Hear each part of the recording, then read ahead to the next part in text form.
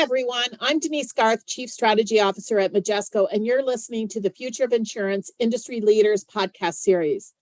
Follow along as I interview the best and brightest leaders in the insurance industry and insurtech landscape to bring you the latest in digital transformation, innovation, industry trends, challenges, and opportunities, as well as next-gen technologies.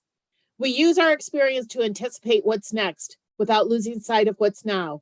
Stay tuned to find out your next now.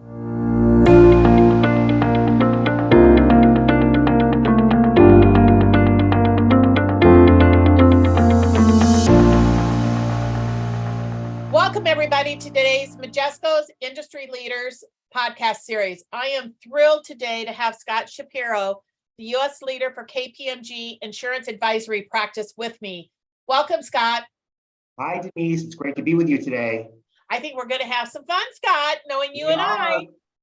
Talking about our favorite topic, right? Insurance, the future of insurance, and all things related. I'm looking forward to it as well. So, Scott, one of the things I'd like to do for the audience is to have you give a little bit of background about yourself, KPMG, and our partnership, just so everybody's kind of got a perspective about your background in the context of what we're going to be talking about. Yeah, thank you. I'm a principal here at KPMG. I do look after the insurance advisory practice, which is everything that we offer to our clients. As you know, as a Big Four firm, we have a very strong audit practice. We have a tax practice. We have our advisory practice. Whether it's consulting skills or technology implementations, M&A, it's full breadth of service. Thousands of clients that we're working with to really help them improve their operations, grow their business, and navigate these challenging times, which are also filled with opportunity. I've been with the firm for 11 years. I came from industry. I did a 22-year stint at the Hartford, mostly in areas of operations, including running data and analytics shop. I ran one of their field offices, ran a few of their businesses, and just learned a lot about the insurance industry. And when the opportunity came to join KPMG 11 years ago to take all that experience and bring it forward, it's just been a wonderful career path, and we are having fun every day.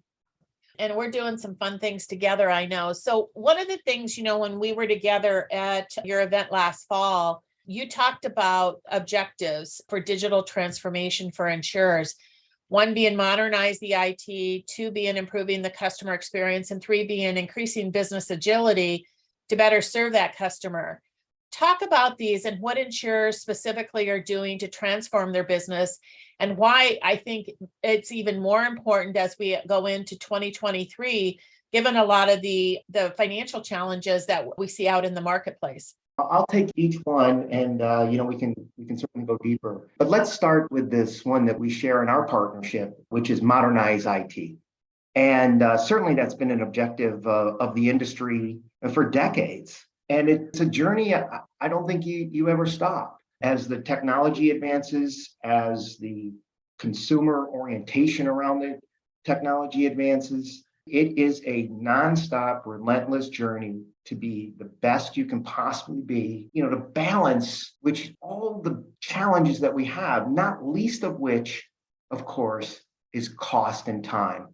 And so, I reflect on our relationship, and I think we've been working together for over 3 years now. We dedicate large swaths of our practice to implementing and remediating and optimizing and re-engineering all different kinds of IT systems and processes. I think as long as I've been in the business, IT and insurance has sometimes been met from the senior executive level as more of a challenge, sometimes even a drag, I'll use that term, than an enabler. And that's just because we were one of the original industries to use technology at scale, certainly to use data in a robust way. And so we have a little bit of a burden of being very early in this game, and the game changes so rapidly that constant reinvestment, new ways of doing things are on the horizon.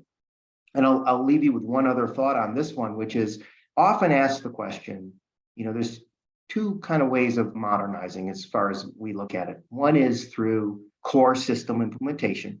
We implement your products. And then the second is in more of the low code, no code, the rules driven user based interfaces, which may not have the complete depth of functionality, but much lower cost and implementation time.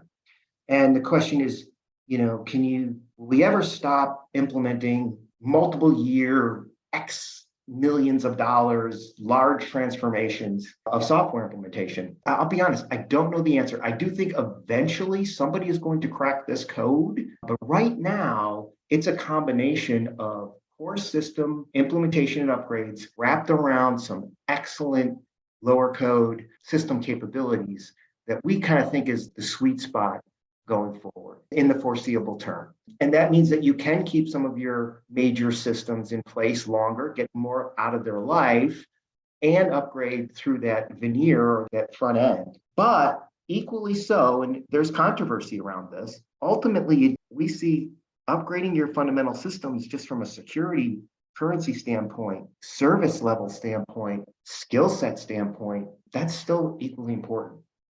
So that was a lot on IT. I want to pivot now to customer experience quickly. This one I've been thinking about for the 32, 33 years that I've been doing this. And to say many of our clients, and certainly as executives, nobody would dispute that having the customer at the center of your business model and enabling the appropriate customer experience is a high, if not the highest priority for many of our companies. The challenge that we have there is that in most of the industry has grown up around product, not around customer.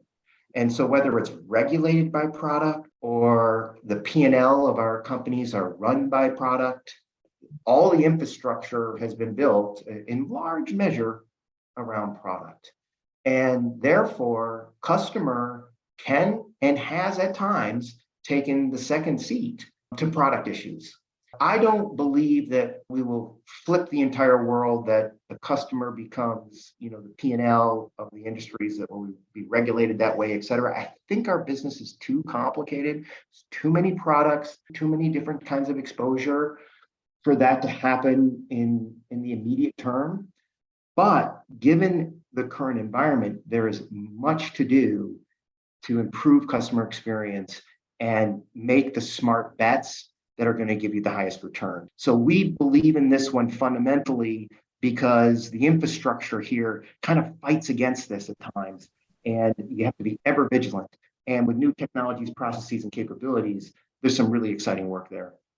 And then the last one is just the business agility to serve. Just like we need to be oriented around our customers in a different way, the way we think about our business internally, the way we work, the tools that we use, the processes that we use, even the way we're organizationally structured, that is also an area where you have to be ever vigilant to look at, are you getting in your own way or are you optimizing for the resources and investments that you've made? Just a lot of hard work. I think it starts with a mindset, but if you don't do that last piece, you can do all the things to delight the customer and improve your technology footprint. If your people inside the shop are not oriented around it, trained in it, understand it, you won't get the full advantage. You made me think of something, Scott, that you and I've talked about and we write about and talk about a lot from our customer research is that customers look at a product these days, both from the standpoint of the risk product, the customer experience, and the value-added services that they have. And the combination of those three elements really are what customers are looking for. What you talk about here is really something that ties all of that together. You really need some modern solutions. You've got to have that customer experience and then that agility to better serve. That means to add some value-added services along with the risk product that really meets the needs of the customer beyond just the risk products, such as maybe prevention of risk, those types of things. When we talk about service, it is not a monolithic, one size fits all mantra. I mean, we all want to say that we're going to, say delight a customer or leave a customer highly satisfied, have a terrific net promoter score. Absolutely the case. But the diversity of our customer base, we talked about this a little bit earlier in terms of the products that we provide, where customers are in their own expectations vary so dramatically that the only way to really do this effectively, there's two ways to do this effectively. One is be extremely narrow in your offering, know it so well that you dominate and create the experience. And there are companies like that, but the vast majority of our companies are multi-line, multi-product. And the only way we think to ultimately get there then is through very robust data analysis and truly understanding both the customer behavior, the distributor behavior, and the employee behavior. And so we do have a little bit of a bias that all of this behavior is captured in systems and it can be studied. Through that study, programs and policies and segmentation can come in place that deliver a better experience ultimately. And so that's how we think about that. Yeah, let's kind of dive into that data and analytics a little bit more, because I think of this concept about one size doesn't fit all anymore. It's really about leveraging that customer data, but there's a lot of underused data within insurers that really is the beating heart of the future of the business. Talk about some insight into what you're seeing on a very kind of forward-thinking perspective some of the insurers are doing to really take much more of a strategic focus, while at the same time, it's really probably helping operationally. You're right, and that data is the beating heart. It is the fuel, it is the oil in the system. So it's a commodity that has tremendous value. And I do think if we were able to quantify that value on a balance sheet, some companies may even restack their priorities to put even more expertise and investment into getting the best data you can. The good news is there is a lot of data in insurance. I do meet with many companies, and most will bemoan their data. It's because sometimes you don't have a full perspective, and there is no perfection in data. Perfection is the enemy of getting a project done. There is something called very good enough. You have to develop that within your own understanding of working with information. And then there are tools and techniques that are actually using more robust science to assess quality of data, pre-filled data, use external data sources to validate. All of this ecosystem around data is essential that we keep going. We've all gotten burned in the past with very large data programs that have not fully realized value, but through good execution in the tools today, that need not be the case. And I would just encourage everybody, don't stop on the data. It is perhaps the strongest asset you have on your balance sheet. I couldn't agree with you more. And I think it's really required to be able to really give those digital customer experiences. And I know one of the books you like to talk about is The Digital Mindset by Paul Leonardi and Tesdal Neely, because mindset and how they kind of define this, how we make sense of the world, is really the essential element to unlock value that we're talking about here, about customer experience, customer agility, leveraging data, and how insurers can unlock that value. Talk about that book, how insurers need to really think about unlocking that value. It's that term mindset that I think has so much power. I think it was Carol Dweck who had growth mindset. This is a digital mindset. So that's what really got unlocked a lot of thinking for me. And when it comes to a digital mindset, it is an acknowledgement that all of us, no matter where we fit into the organization or the value chain, need to have a certain level of competency and understanding around topics, that people maybe have some reluctance that they'll never be able to understand, advanced analytics. That's not true. We can all have a certain amount of currency, and we need to, because also the roles of the past are just not as clearly defined as they used to be. When I was growing up in industry, and this still exists to certain degrees, when you get large organizations, let's be honest about it, right? You have to go deep into your subject matter, right? So people spend, years and decades learning things. That's why communication and empathizing with other job roles is so important, because there's not just a clean line. In a digital world, there's not just an IT person, just a data person, just a business person. All three of those and many others need to adopt a digital mindset. And when you do that, you start to empathize with other functions, you start to learn more, and the gray area in between can be filled. That will give you competitive advantage. One of the challenges I think that insurers have is that there's such a huge growth in data. not just data from an operational standpoint, but new sources of data, particularly from telematics and IoT and imagery and all kinds of stuff. Not all data is created equal. It really can help you kind of get better insights and agility to make better decisions, particularly, I think, as we come off of 2022, where a number of insurers are really challenged with loss ratios that are well above 100 and, some losses. What are the opportunities in using this data, but also what are the challenges and how are you helping insurers kind of address that? The opportunities is that we believe you have to start in this game. You want to get wins. You need to be able to demonstrate value from your various projects. So what we like to do when we start is we take a very use case based approach across the value chain. So whether it's product and underwriting, where the science is pretty deep, or it's sales and distribution behavior, or it's service that we talked about earlier, and certainly things like claims, taking large swaths of the value chain, getting use cases, implementing projects, delivering value end to end. And so there's a few things about that we'd say. First of all, there is, being in this for a while, there is a whole bunch of no regret projects that are out there now that have proven themselves to work. So if you're relatively new at this, I start there. These are published in, industry periodicals.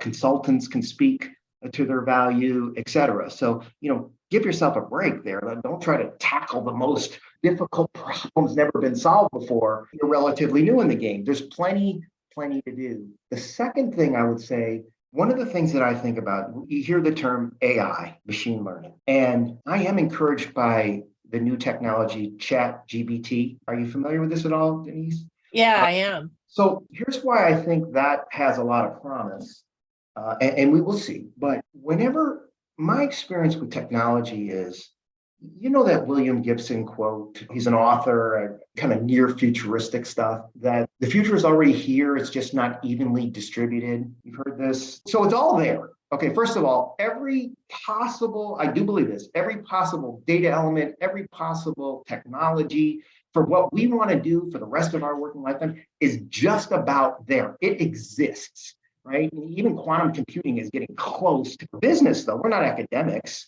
and we're not technologists. We are business people, and business people only make money with technology once it scales. And in order for technology to scale, in my experience, you need to have an effective interface.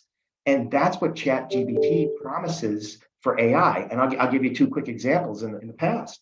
Remember the internet when it first started? The internet didn't scale at all until Mozilla and Netscape created a user-friendly interface that gave broad access, and all those minds piled in went through the roof. Many of Apple's products, their applications out through the App Store, all those are easy to use interfaces. That's what scales technology. So the reason why AI has not hit scale yet, in my view, is because it has not had that interface. Well, one is coming. We'll test it. So I bring that up. Those that are solving problems, always be thinking not only about the coolness of the technology and the insights and the brilliance of it all. What is the interface that's going to allow it to scale? And that has to be easy to use, democratized, so that you get as many brains as possible on these platforms and these technologies. Then the thing blows up, you can't catch it. And we know what the implications of that are for insurers. It really gets back to lost opportunities, but also impacts customers' experiences for us. Very much. Where do you see the top priorities in embedding and using data analytics in the value chain? There's been, I think, from the insurtech world, we've seen a lot of startups in data and analytics, a lot focused on claims, some focused on underwriting, but there's a lot of opportunities across the whole value chain. Where do you see those priorities in that whole area? That's exactly right. The product underwriting and claim space, well, there's still a ton of opportunity to segment better, whether it's segmenting risk or it's segmenting workflow, which is primarily what those two functions do. There is tons of opportunity to tackle lines of business that haven't been tackled, to fill out the data, everything we talked about, new techniques, et cetera. I think is the most undervalued part of the value chain today is on the front end of the business, customer, the sales function, and the service function. And I think that's where, if you want to create differentiation, that's where I advise you start to double down on your investments. They've been underserved. There's advantage to being super strong there. And it's interesting because, again, our business is so huge.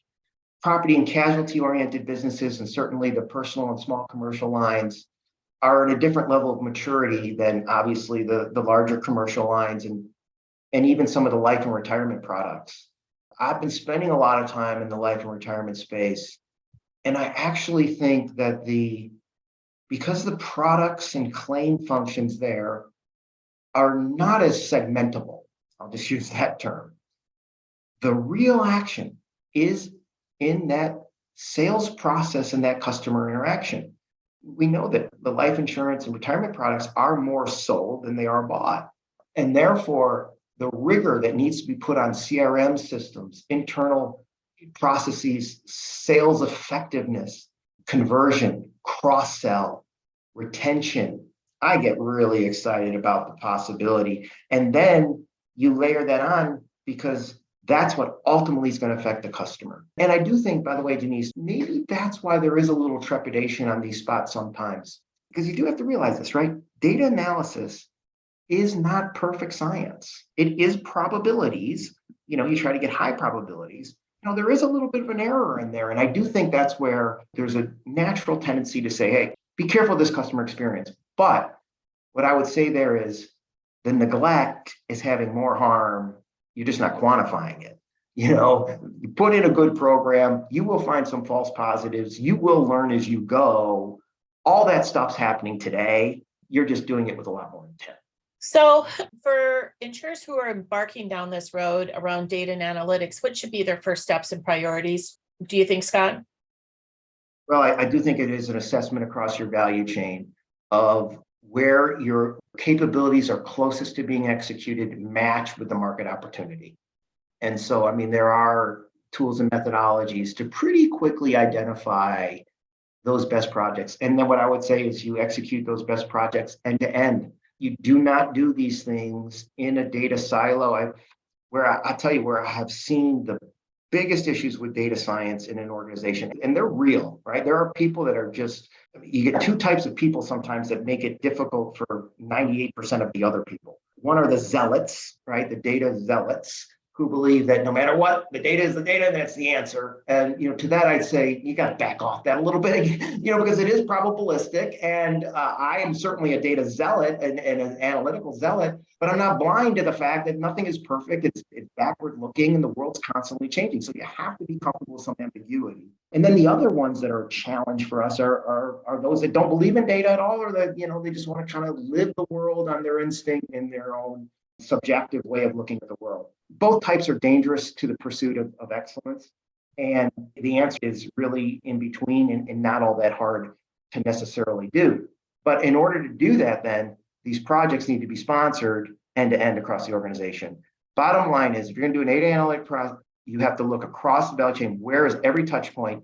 And if you don't have sponsorship from each one of those groups, you're going to run into adoption down the line. Flat out. And by the way, you're going to run into adoption down the line anyway.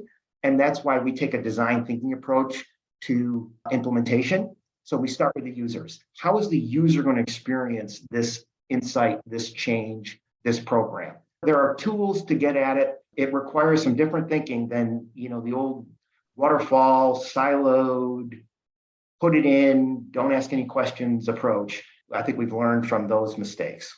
I think we have.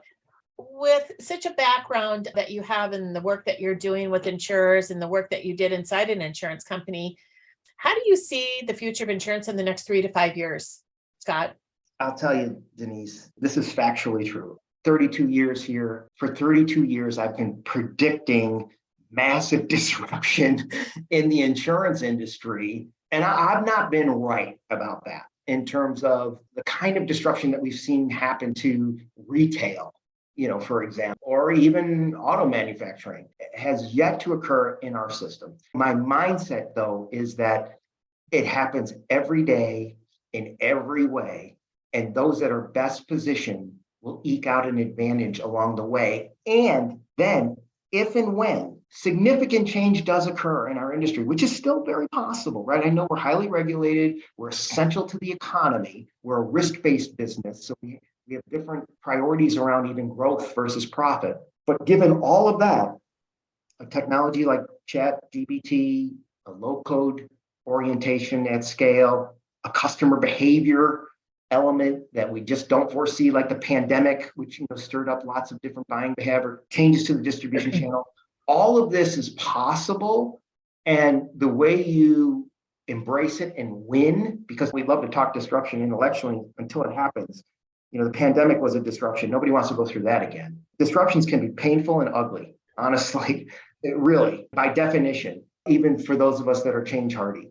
And the way to take advantage of those coming disruptions, because I don't know what they'll be or when they'll come, is to every day in every way practice these disciplines, this mindset, implementing these tools, capabilities, and changes in your organization. That's the best you can do. And we all have a lot of work to do to get there, to embrace that mentality. And that's kind of mission for me with you guys together, is helping our clients do that, because what a blast it can be. When you transcend disruption, it's like riding a wave, right? Ignore it, it's like getting crashed by one. But I think, Scott, we often think disruption is like an event or something that's going to just like totally change everything. I think what's been happening, particularly over the last probably 10 years since, the financial crisis, when we really saw a lot of innovation start emerging, differences in how digital is used, is that disruption's been slowly building. And I think it's kind of like something that we don't really recognize until all of a sudden it kind of hits you in the face. So I think it's just been building.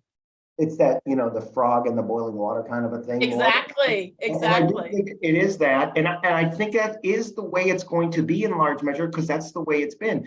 Like I said, and there's no reason to get frustrated by that. I know a lot of us do get frustrated, like, why are we still dealing with some of the mainframe systems, right? You go on and on and on. I would compartmentalize that and focus on the opportunity side of the equation, which, as far as I can tell, with every client that I have, still endless. So, Scott, great conversation. But the way I like to kind of wrap things up, and I've done this with every podcast, and to put the pressure on you, I've only had one or two duplications in all the podcasts that we have done.